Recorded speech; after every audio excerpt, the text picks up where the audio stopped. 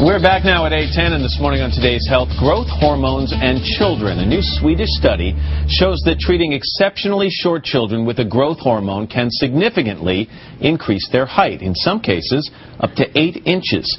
NBC's chief medical editor, Dr. Nancy Snyderman, has more on this. It sounds amazing. Well, it is amazing, Matt. And growth hormone treatment has been around for a long, long time, but usually for children who are known to have growth hormone deficiencies. But now some are questioning about using this medication for children who just happen to be short but are otherwise healthy children. 9-year-old Jade has always been small for her age, but when her younger sister started surpassing her in size, her mom, Amy, says she knew something just wasn't right. She was going to be entering kindergarten, and she couldn't reach the water fountain. She couldn't reach a lot of the things that other kids her age could reach.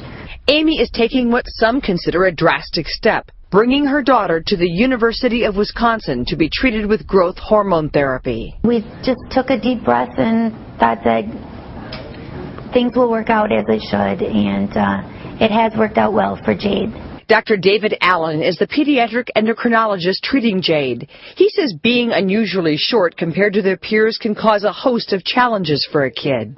Kids their own age don't want to play with them, that they tend to gravitate toward younger children. Jade was 5 when she started daily growth hormone injections. And while treating short stature with medicines might seem extreme to some, for the right patient like Jade, Dr. Allen says it can make a real difference.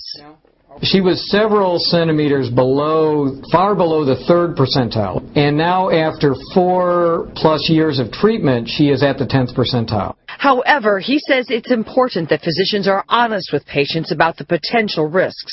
It's a remarkably safe treatment, but we've only been using it for 20 years, so we don't feel like we know everything about the potential side effects of growth hormone therapy. Treatment costs anywhere from $10,000 to $50,000, and it's not always covered by insurance.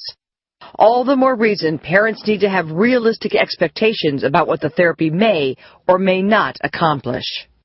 The amounts of benefit that we're talking about are not huge. Even with many years of treatment, most of the kids might gain 2 or perhaps 3 inches. But for Jade's mom, Amy, the hope that her daughter may not be taunted by her peers about her height made the decision worth it. I just wanted to take advantage, if this was available for her to be somewhat normal, then why not take advantage of that? While it works out for a lot of these children, there are people who question it and say these are healthy, perfectly healthy children, just short. Why treat them with medicine? Because in our society, tall people get better jobs, make more money, don't get picked on. We do have a society where, frankly, really short people a lot of times do not command the same respect. And it's typically, as in this case, moms who take their kids in and say, hey, look, you got to help me here. And so how do parents know if their child is even eligible for this kind of treatment? Pediatricians track, as you know, from the time you have a baby, the height and weight of a child. And if the height around 18 to 24 months starts to drop off, and again, like this doctor said, around the 3rd percentile, that's when you start to know. And then you have to say, and this is not for the routine pediatrician, this is for the pediatric endocrinologists who really understand the whole system.